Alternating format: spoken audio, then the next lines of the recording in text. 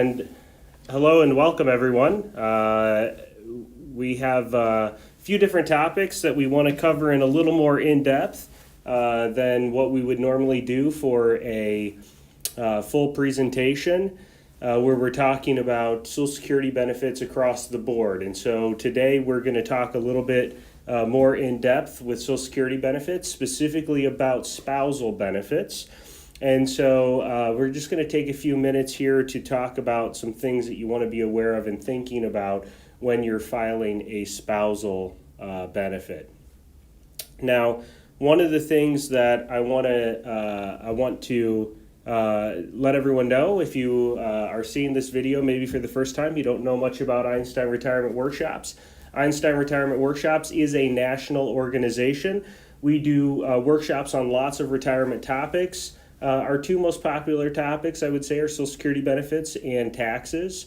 And so we would certainly invite you to join us for any future events that you would be more than welcome to attend. And we'd love to have you for one of our full and in-depth workshops. My name is Kyle McCauley. I'm one of the national presenters here at Einstein Retirement Workshops. And again, today what we're going to do is we're going to do a little bit of a deeper dive into some things about spousal benefits. Normally in a full workshop setting, I have to move fairly briskly on some of these topics, and I don't go quite as deep or in depth into these topics as I would like to do for our time here today. So let's talk a little bit about spousal benefits. The slides that you're seeing here are slides that are directly from our full presentation. I'm just going to take a little bit slower approach to these specific items and highlight them again in a little more depth than what I would in a full presentation. So first thing I want to say is that spousal benefits, one of the things that often confuses folks, and this comes from our experience in working with people and helping them make good, high-quality filing decisions, one of the points of confusion is that the bullet point number 2, the primary worker has to have filed in order for you to have access to a spousal benefit. So the reason why that's really important is that some of our married couples that we work with, we do see that that one spouse doesn't have a Social Security benefit, or maybe has a benefit that is very small, not a substantial benefit at all. But the other worker maybe has a $2,000 or $3,000 a month benefit, or somewhere in the middle. And so the primary worker is always, if we're talking definitionally here, the primary worker is the person in the married couple who has the higher earnings. So if you have the higher lifetime earnings for between the two of you, for my married couples I'm speaking to specifically, the higher earner is going to be considered the primary worker. When that spouse goes to file for benefits off of the primary worker's work history, then one thing that's very important for you to remember is that the primary worker has to have filed their benefit before that spousal benefit kicks in. So if John and Jane here, okay, we'll say John and Jane, that's always our names for our examples. So if John has a $3,000 a month benefit and Jane has no work history at all, then what Jane is thinking is that she would like to qualify for half of her primary worker, which is John, the primary worker's primary insurance amount. That's what PIA stands for. John's primary insurance amount is his full retirement age benefit. So let's say John had a really high benefit, $3,000. $3,000 benefit. To Jane, half of that would be $1,500. So Jane is thinking, I would like to file that spousal benefit of $1,500. But one critical thing that's very important to remember is that in order for Jane to file that spousal benefit off of John's work history, he has to file as well. So let's say Jane is not working and she hits the age of 62. Spousal benefits can be filed as early as the age of 62, but there again, the primary worker must have also filed. So if they're the same age and John has not filed his benefit yet, Jane cannot file off of his work history simply because she achieved the right age. She has to achieve the right age, which is a minimum of the age of 62, and also John has to file his benefit. So Jane is going to be required to wait until John files before she's able to file that spousal benefit. Now, that is true on a couple of different fronts, and I'm going to switch to the next slide here, because this next slide highlights some of the changes that occur with spousal benefits. Okay, so spousal benefits reduce on a faster schedule than your own benefit. So if Jane is going to file a benefit on John's work history, she again has to wait until John files. If they are the same age and John files his benefit, okay, let's actually lower it down to make the math easy. $2,000 a month, okay? John has a benefit of $2,000 at full retirement age, primary insurance amount, age of 66. So if John files that $2,000 a month, Jane is eligible for half of that, $1,000, at exactly the same time. They are the same age. If John files his benefit early, he gets 75% of the primary insurance amount. So $2,000 turns into $1,500. So here's where spousal benefits get tricky. Normally, we would say Jane will get half of what John is getting, but that's not actually correct.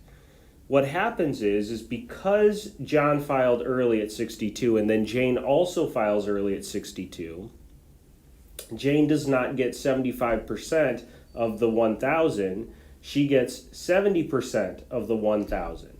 So spousal benefits reduce at a faster rate than your own benefit. So Jane, instead of getting half of 1,500, which would be $750, she doesn't get $750, she only gets $700.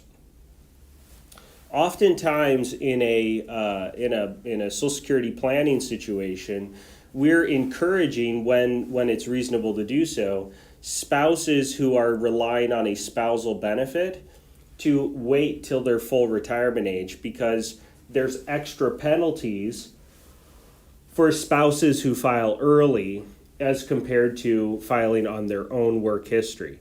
This is also true for those who are divorced. Okay, so those who are divorced also have to deal with this extra reduction schedule if you're filing for a spousal benefit.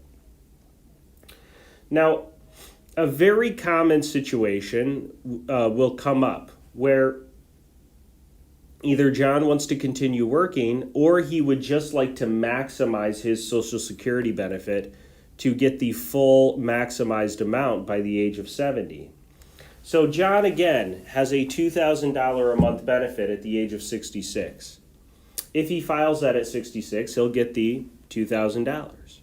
He can earn delayed retirement credits, increasing his benefit to as much as $2,640 by the age of 70. So $2,000 turns into $2,640. The reason for that is because of the delayed retirement credits of 8% per year. And so that benefit maximizes out at that point. What you'll notice here is that if John turns his benefit into $2,640, he and Jane are the same age. Jane cannot file for that benefit, that spousal benefit, until John files. Here's another glitch with the spousal benefit. The spousal benefit for Jane will not be 50% of what John is receiving. John will be receiving $2,640. Jane does not receive $1,320, half of the $2,640. She is not going to receive that. And the reason why she doesn't receive it is because Jane is not eligible for 50% of what he's getting. Jane is eligible for 50% of John's primary insurance amount, then modified by the spousal table. Okay? So the way to think about it is that the spousal table is independent of John's table. So once you know what the 50% is of John's full retirement age benefit, that comes over here, $1,000, and then it's modified based upon the age of filing. So if Jane files the spousal benefit at the age of 70, you'll notice there's no delayed retirement credits, meaning at the age of 70, Jane's benefit is still only $1,000 a month, which means that over the last 5 years, 5 years there, she has given up $60,000 of Social Security payments because John wanted to maximize his benefit. So for that reason, there are times when there's a spouse with no work history, and it on the surface would make sense for the higher wage earner to delay to 70. That potential is eliminated because it not only reduces or means that they don't receive any benefits, but then also their spouse can't receive any benefits. Okay, because the spouse must delay, and they are not rewarded in the same way that John is. So Jane doesn't get any rewards for delaying, whereas John is getting this reward for delaying of 8% per year. So what happens in a scenario, this is a very common scenario, where John's older? Well, that's actually very effective and good in this situation. It's very helpful for John to be older because it means that he can delay for some number of years, maybe as many as 5 years.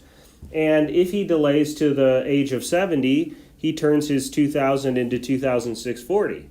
Now, if Jane's 5 years younger or 4 years younger, then she can start right away and get her full maximized spousal benefit.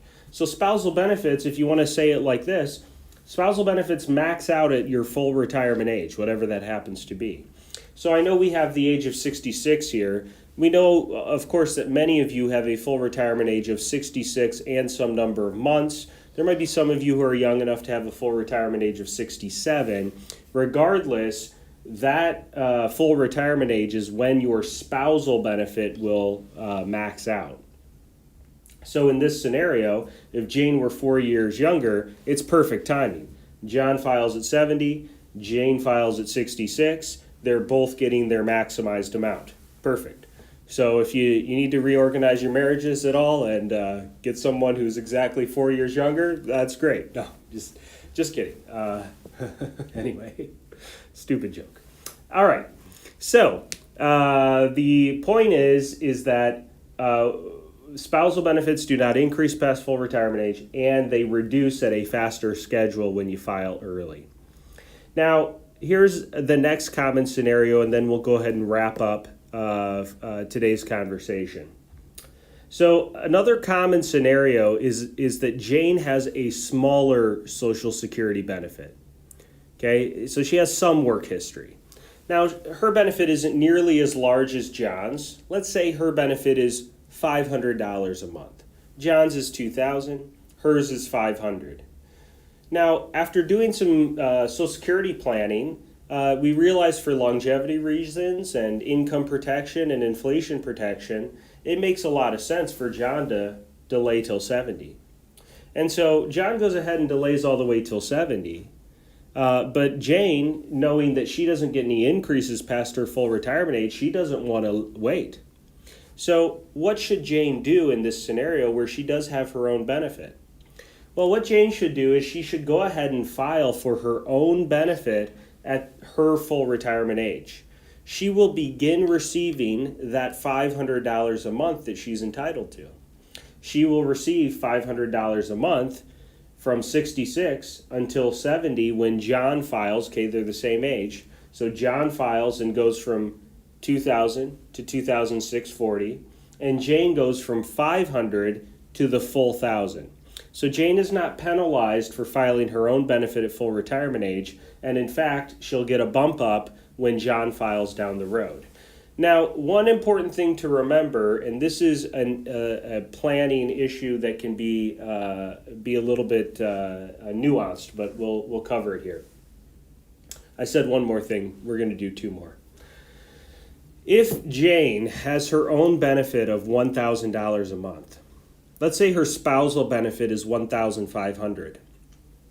That would mean if she started with her own benefit first, she'd get $1,000, and then when the spousal benefit kicked in later, she'd go to $1,500. Okay, that'd be nice.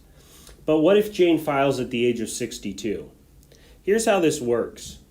The $1,000, that's her benefit, she files at 62, she's getting $750.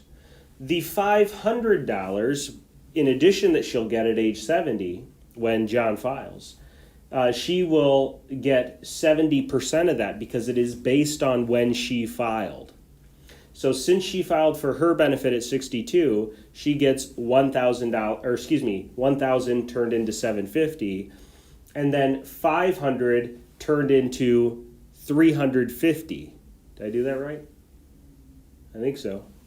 Maybe just 300. 375, 350. Yeah, 350. Okay, all right, good. So 350. So the 500 gets turned into 350. The 1,000 gets turned into 750. And so now when John files down the road at 70, instead of getting 1,500, which would be half of his, she's only getting 1,100, $750 plus $350. Okay, that one gets a little bit trickier to grab a hold of, but I hope that helps and gives you some ideas and gives you maybe some insight as when our team and folks from our group, when we help people do planning, if you've ever been in one of those meetings or are looking forward to that meeting, why oftentimes we do recommend that spouses with lower benefits do some delaying, maybe even to their full retirement age. It doesn't always work out like that, but sometimes that is the way that makes the most sense, and the reason for that is that you get extra penalized, if you want to think about it like that, when you file a spousal benefit early. Okay, that's all for today. We hope this was helpful to you, and we, again, do invite you to join us for future events, and we would welcome seeing you there at any future events that we do. We have events on taxes, Social Security. We are working on additional events that we plan to have out here soon, things covering required minimum distributions, very popular products that we want to try and demystify as much as possible. That naughty word called annuities, we want to make sure that people are highly educated about those things, as well as other retirement planning topics, and we're looking to generate a lot more of those, and we just invite you to join us for any of them, and we'd be happy to see you. So with that, we'll close down for today, and we do hope to see you at one of our upcoming events very soon. Thank you.